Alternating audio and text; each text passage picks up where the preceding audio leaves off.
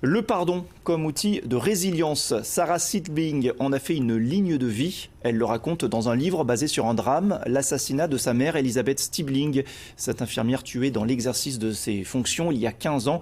Aujourd'hui, sa fille raconte son long cheminement jusqu'au pardon. Ce sentiment salvateur, mais si difficile à reconnaître. Nicolas Ferraud, Hugo Chaplon. Sarah Stiebling revient à Sarjac, le lieu de son enfance, sans souffrir. Ce n'était pas le cas avant. 13 années difficiles, jusqu'à admettre le besoin d'une aide psychologique. Tu es un type, une plaie, une ordure. Ce que tu as fait, tuer ma mère, c'est immonde. Un acte lâche, faible, atroce.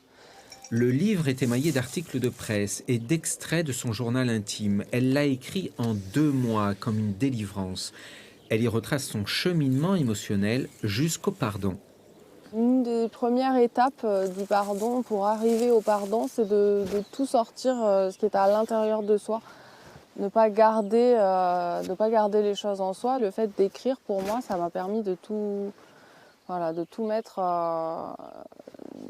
à l'extérieur de moi pour pouvoir avancer encore. L'assassinat d'Elisabeth Stiebling avait suscité l'émoi en Ardèche méridionale. Quelques jours après le drame, une marche blanche avait réuni à Aubenas plus d'1 millier de personnes. Une sculpture avait même été érigée en son nom par les infirmières. Les assises de Privas avaient condamné l'assassin à 24 ans de prison.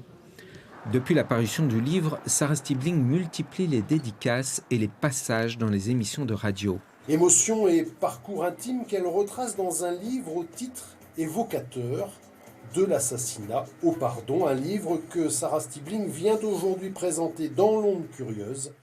Parler continue à faire partie de sa guérison. Fini pour elle le travail de serveuse. Sarah Stiebling est devenue hypnothérapeute et coach en deuil. À Toulon, dans le Var, le pardon fait partie de sa nouvelle vie.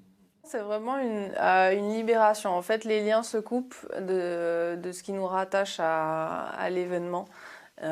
Donc on peut replacer le passé derrière nous au passé et du coup on est vraiment, c'est comme une transformation intérieure. On peut à nouveau vivre dans le présent sans être impacté et rongé de l'intérieur. L'assassin pourrait sortir de prison à la fin de l'année. Les 16 ans de sûreté seront passés. Une nouvelle épreuve sur le chemin de Sarah Stiebling. Elle s'y prépare.